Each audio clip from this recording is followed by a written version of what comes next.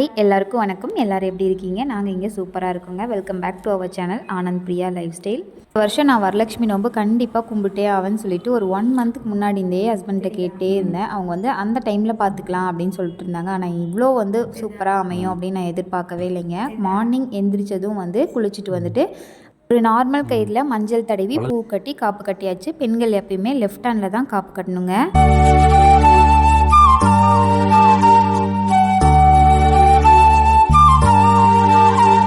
வரலட்சுமி நோம்புக்கு நம்ம கையில் காப்பை கட்டிட்டு அப்படியே பார்த்திங்கன்னா பொறுமையாக டெக்கரேஷன் ஒர்க் ஸ்டார்ட் பண்ணியாச்சு. ப்ரிப்ரேஷன் எதுவுமே கிடையாது. அப்போ கும்பிடணும்னு நினச்சி அப்போவே ரெடி பண்ணியாச்சு. அதனால் சாரீ வச்சு சிம்பிளான ஒரு டெக்கரேஷன் தான் பண்ணியிருந்தேன். ஹஸ்பண்ட் எனக்கு ஃபுல் அண்ட் ஃபுல் சப்போர்ட் பண்ணாங்கங்க. இந்த இதுக்கெல்லாம் நான் தெரிவேன், ஆனால் பின்னாடியே அவங்களோட சப்போர்ட் தான் எனக்கு அதிகம். அப்புறம் கலசத்துக்குமே அவங்களே நூல் சுற்றி கொடுத்துட்டாங்க. நம்ம விரதம் அப்படிங்கிறதால நம்மளால் என்ன ஒர்க்கெல்லாம் பொறுமையாக செய்ய முடியுமோ அந்த மாதிரி ஒர்க் மட்டும் பார்த்தேன். மாவேலை கட்டுறது, அப்புறம் பேக்ட்ராப் டெக்கரேட் பண்ணுறது, அப்புறம் வாசலில் கோலம் போடுறது, சாமிக்கிட்ட கோலம் போடுறது அப்படின்னு சொல்லி இந்த மாதிரி சின்ன சின்ன ஒர்க்காக பார்த்தேன். கோலம் எப்படி இருக்குன்னு மறக்காமல் கமெண்ட்ஸில் சொல்லுங்கள்.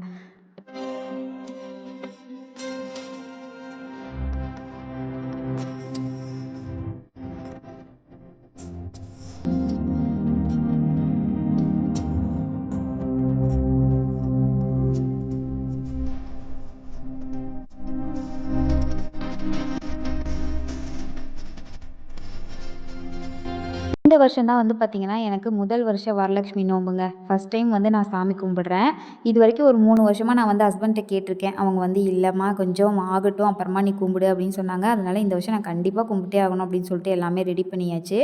சாமிக்கு பார்த்திங்கன்னா முகமெல்லாம் வாங்கிட்டு நானே அந்த டெக்கரேட் பண்ணியிருந்தேங்க. இப்போ கலசம் தான் ரெடி பண்ண போகிறோம்.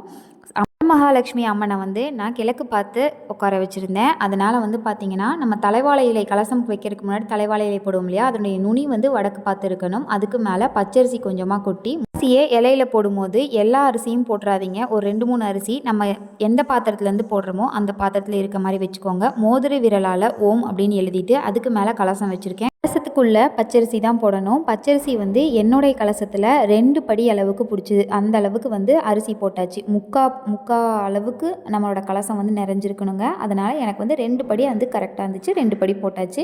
அதே மாதிரி தான் வெற்றிலைப்பாக்கு, ஒரு மஞ்சள், இது ரெண்டும் வெற்றிலைப்பாக்கினுடைய நுனி பார்த்திங்கன்னா வடக்கு பார்த்துருக்கணும். உள்ளே வச்சாச்சு.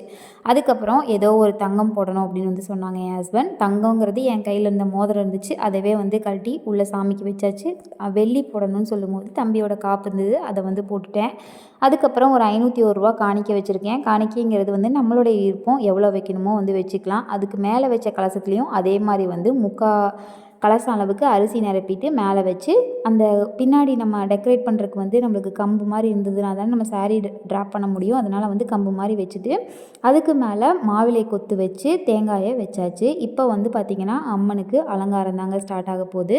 நான் பார்த்திங்கன்னா 2 சாரீ ப்ளவுஸ் பிட்டு யூஸ் பண்ணி நம்ம ஃபஸ்ட் டைம் சாமி கும்பிட்றோம் இல்லையா, சாமிக்கு ஹாஃப் சாரீ மாதிரி கட்டணும் அப்படின்னு எனக்கு ரொம்ப ஆசைங்க. அதனால் நிறைய வீடியோ சர்ச் பண்ணி தான் நான் இந்த மாதிரி டெக்கரேட் பண்ணியிருந்தேன். நல்ல கான்ட்ராஸ்டான கலர்ஸ் தாங்க சூஸ் பண்ணியிருந்தேன். Pink and green. மேலே ஹாஃப் சாரீ பார்த்திங்கன்னா க்ரீன் கலரில், கீழே ஸ்கர்ட் பார்த்திங்கன்னா பிங்க் கலரில் சூஸ் பண்ணியிருந்தேன். அதுக்கப்புறம் அலங்காரம் தான் பண்ண ஆரம்பித்தாச்சு. பார்த்திங்கன்னா என்கிட்ட எந்தெந்த ஜுவல்ஸ் எல்லாம் இருந்ததோ அந்த ஜுவல்ஸ் எல்லாத்தையும் நல்லா தண்ணியில் போட்டு கழுவிட்டு அதுக்கப்புறம் அம்பாளுக்கு வச்சு அலங்காரம் பண்ண ஆரம்பித்தாச்சு. ஃபைனல் டச்சிங்காக பார்த்திங்கன்னா அம்பாளுக்கு முகமும் வச்சாச்சு. ஏதோ ஒரு குட்டியாக ஒரு குழந்தை, பெண் குழந்தை நம்ம வீட்டில் உட்கார்ந்த மாதிரி எனக்கு ஒரு ஃபீல் ஆச்சு. போகும்போதும் வரும்போதும் நின்று பார்த்துட்டே இருந்தேன். என் ஹஸ்பண்ட் என்ன எத்தனை தடவை தான் பார்ப்பேன் அப்படின்னு கேட்டாங்க. எனக்கு என்னமோ ஏதோ நமக்கு வீட்டுக்கே ஒரு குட்டி பாப்பா வந்த மாதிரி இருக்குது அப்படின்னு சொன்னேன். கலசம் அப்புறம் மேலே வைக்கிற முகம், இது ரெண்டும் நல்லா டைட்டாக கட்டிக்கோங்க. ஏன்னா நம்ம வெளியே இருந்து உள்ள சாமியை அழைச்சிட்டு வரும்போது சாமிக்கு அப்படியே இருக்கணும். நம்ம எப்படி எடுத்துகிட்டு போகணுமோ அதே மாதிரி சாமி இருக்கணும். அந்த அளவுக்கு எல்லாத்தையுமே நல்லா டைட்டாக அரேஞ்ச் பண்ணிக்கோங்க. என்னால் முடிஞ்ச அளவுக்கு எல்லாமே அரேஞ்ச் பண்ணிட்டேன். இந்த மாலை இருக்கு இல்லையா, இந்த மாலையுமே பார்த்திங்கன்னா நான் தான் கட்டியிருந்தேன். எல்லா பூவுமே வாங்கிட்டு கோர்த்து மாலை மாதிரி நானே செட்டப் பண்ணிட்டேன். ஃபைனலாக இது தாங்க. அப்புறம் பார்த்திங்கன்னா லைட்ஸ்க்கு சொல்லியிருந்தேன். இந்த லைட் பார்த்திங்கன்னா ஒரு 6 மாதத்துக்கு முன்னாடியே நான் வாங்கிட்டேன். ஆனால் அந்த லைட் வேலை செய்யவே இல்லை. மறுபடியும் அந்த அண்ணாட்ட கொடுத்து விட்டு அந்த லைட்டை வாங்கிட்டு போட்டு விட்டேன். லாஸ்ட்டில் இந்த லைட்டுக்கு லைட்டில் கூட ஒரு அதிசயம் நடந்துச்சு. அதை நான் லாஸ்ட்டாக சொல்கிறேன். அப்படின்னா தான் அது ரொம்ப நல்லாயிருக்கும். அப்புறம் பார்த்திங்கன்னா குத்து விளக்கு எல்லாமே முன்னாடி நாளே கழுவி வச்சிட்டுங்க. இல்லைன்னா ரொம்ப கஷ்டமாக இருக்கும். அதனால் எல்லாமே முன்னாடி நாளே அரேஞ்ச் பண்ணி வச்சாச்சு. வாழைக்கம்பும் அதே மாதிரி தான் போய் பக்கத்தில் வந்து ஒருத்தவங்க வீட்டிலேருந்து எடுத்துகிட்டு வந்திருந்தோம். கரை ஆயிடக்கூடாது அப்படிங்கிறக்காக கவர் கட்டி வச்சுருக்கேன், இல்லைனா அந்த சாரீ ஃபுல்லாக வந்து கரையாயிரும் இல்லையா, அதனால இதெல்லாம் அரேஞ்ச் பண்ணதுக்கப்புறம் பாருங்கள் எவ்வளோ சூப்பராக இருக்குதுன்னு சொல்லிட்டு. அப்புறம் என் ஹஸ்பண்ட் சொன்னாங்க பொட்டு வச்சு விடு அப்படின்னு சொல்லி. நான் அதில் இருக்கே பொட்டே நல்லா இருக்கே அப்படின்னா, இல்லை நீ பொட்டு வை அப்படின்னாங்க. அதுக்கப்புறம் குக்கிங் தாங்க ஸ்டார்ட் பண்ணேன். அங்கே தான் எனக்கு ஒரு பெரிய ஷாக் வந்து இருந்தது. என்னென்னா குக்கிங்காக நான் உடைச்ச தேங்காயில் எவ்வளோ பெரிய பூ இருக்குதுன்னு பாருங்கள். சுண்டல் தாளிக்கிறதுக்காக தான் நான் வந்து உடைச்சிருந்தேன். ஒரு 3 மணி போல் குக்கிங் வந்து ஸ்டார்ட் பண்ணி ஒரு 5 மணிக்குள்ளே எல்லா ஒர்க்கையும் முடிச்சிட்டேன். நான் வந்து பார்த்திங்கன்னா இட்லி, குருமா, சட்னி தான் ரெடி பண்ணியிருந்தேன். 5 பெண்கள் தான் கூப்பிட்டுருந்தேன் ஃபஸ்ட் டைம் அப்படிங்கிறதால. ஒவ்வொருத்தராக வரவும் ஆரம்பிச்சிட்டாங்க. பக்கத்தில் பூ இருந்துச்சு, நானே போய் பொறிச்சிட்டு வந்து கட்டியும் வந்து வச்சுட்டேன்.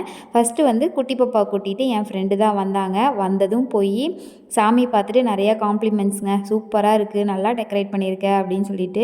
அதுக்கப்புறம் எல்லோரும் வந்துட்டாங்க. இவங்க 5 பேர் தான், என்னோட சேர்த்து 5 பேர். இன்னொருத்தவங்களையும் இன்வைட் பண்ணியிருந்தேன், தவிர்க்க முடியாத சூழ்நிலைகளால் அவங்களால வர முடியல. 6 மணிக்கு 7 மணிக்கிட்ட வந்து சாமி கும்பிட்டுக்கலாம் அப்படின்னு வந்து ஹஸ்பண்ட் சொல்லியிருந்தாங்க. லைட்டாக இருட்டாகிற மாதிரி இருந்தால் தான் நல்லாயிருக்கும் அப்படின்னு சொல்லிட்டு. அதுக்கு முன்னாடி சாமியை எடுத்துகிட்டு போய் வெளியே வச்சு, சாமியை வெளியே இருந்து தானே உள்ளே கூட்டிகிட்டு வரணும், அதனால் அம்பாலை வந்து எடுத்துகிட்டு போய் வெளியே வச்சாச்சு. அம்பாளுக்கு வச்ச தட்டுகள் எல்லாமே வந்து அரேஞ்ச் பண்ணியாச்சுங்க. எப்பயுமே நம்ம சாமி கும்பிடும்போது மனசில் வச்சுக்க வேண்டிய ஒரு விஷயம் என்னென்னா, ஃபஸ்ட்டு வந்து பார்த்திங்கன்னா சாமிக்கு ஊதுபத்தியோ அல்லது சாம்பிராணியோ காட்டி ஆரத்தி காட்டணும். அடுத்தது நம்ம செஞ்சு வச்ச நெய்வேத்தியம் இருக்கு இல்லையா, அதை வந்து அம்பாள்கிட்ட மனமுருகி வேண்டிக்கோங்க. சாமி நான் செஞ்ச பிரசாதத்தை நீங்கள் ஏற்றுக்கோங்க அப்படின்னு சொல்லி. அதுக்கப்புறம் தான் வந்து பார்த்திங்கன்னா கற்பூர ஆரத்தி காட்டி அம்மனை வந்து உள்ளே வந்து அழைக்கணும். இதுதான் வந்து பார்த்திங்கன்னா சாமியை முறையாக நம்ம வீட்டுக்குள்ளே வந்து அழைக்கிற முறை.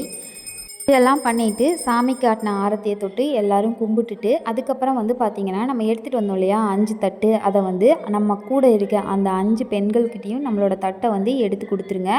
அதுக்கப்புறம் தான் வந்து சாமியை தொட்டு கும்பிட்டுட்டு நம்ம வந்து கலசத்தை உள்ளே தூக்கிட்டு வரணும். உண்மையாகவே எனக்கு நான் ஃபஸ்ட் டைம் சாமி கும்பிட்றேன் அப்படிங்கிற ஃபீலே இல்லை. ஏன்னா எப்பயுமே நான் சாமி கும்பிடும்போது அந்த விஷயத்துக்குள்ளே ஃபுல்லாக இன்வால்வ் ஆயிடுவேன். நான் 4-5 வருஷம் சாமி கும்பிட்ட மாதிரி ஒரு ஃபீலு. அம்பாவை உள்ளே அழைச்சிட்டு வரும்போது எனக்கு அவ்வளோ ஒரு சந்தோஷம். நானே வந்து எனக்காக ஒரு பெண் குழந்தைய பெற்றெடுத்து உள்ளே எடுத்துகிட்டு வர மாதிரி ஒரு ஃபீல் ஆச்சுங்க.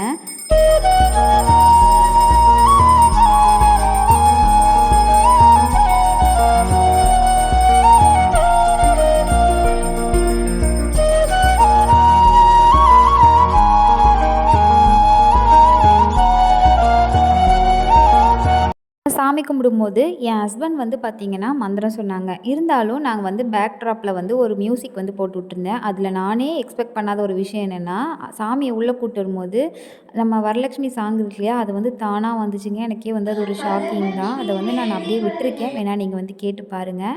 அதுக்கப்புறம் நீங்கள் 10 பேரை கூப்பிட்டுருந்தீங்க அப்படின்னா குத்து விளக்கு இருக்கு இல்லையா, அதை வந்து ஒரு முகத்தையும் ஒரு பெண்களை ஏற்ற சொல்லுங்கள். நாங்கள் வந்து 5 பேர் தான் இருந்தோம், அதனால் 2 விளக்கையும் 5 பேரும் பகிர்ந்து வந்து சூப்பராக வந்து விளக்கு ஏற்றியாச்சு. நம்ம எந்த பூஜை பண்ணாலும் சரி, வீட்டில் என்ன பண்ணாலும் சரிங்க, முதல்ல வந்து பார்த்தீங்கன்னா முழு முதற் கடவுளான விநாயகர் பெருமானை வேண்டி அவருக்கு தீப தூப ஆராதனையெல்லாம் காட்டிட்டு, அதுக்கப்புறம் நம்மளுடைய குலதெய்வ சாமியை வந்து கலசமாக வச்சு நான் வந்து அர்ச்சனை பண்ணி வழிபட்டுங்க. ஓம் கபிலாய நமஹ, கஜகர்ணகாய நமஹ, லம்போதராய நமஹ, விகடாய நமஹ, விக்னராஜாய நமஹ.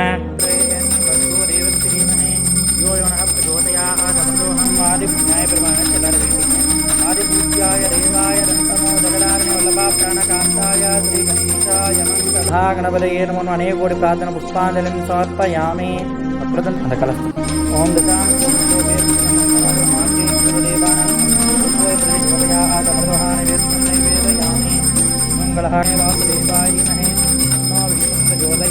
இந்த அளவுக்கு நான் சாமி கும்பிட்றதுக்கு எனக்கு ஃபுல் சப்போர்ட் இருந்தது என் ஹஸ்பண்ட் மட்டும்தான். வீடியோவில் வர்றது மட்டும்தான் நான், ஆனால் அவங்க தான் வந்து எனக்கு பின்னாடி எல்லா ஆவாகயாமி ஸ்தாபயாமி பூர்ணீர சுவாமின ஜெகநாத யாவத் பூஜாசானகம் தாவச்சும் பிரீதிபாவேன கும்பேஷும் சனிடம் குரு பிரலக்ஷ்மிகாய நமோ நமः ஆவாகயாமி ஸ்தாபயாமி.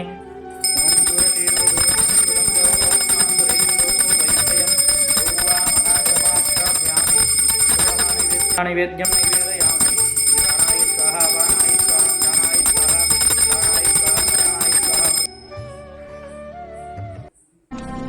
ओम महालक्ष्मी च विद्महे विष्णुपत्नी च धीमहि तन्नो लक्ष्मी प्रचोदयात्.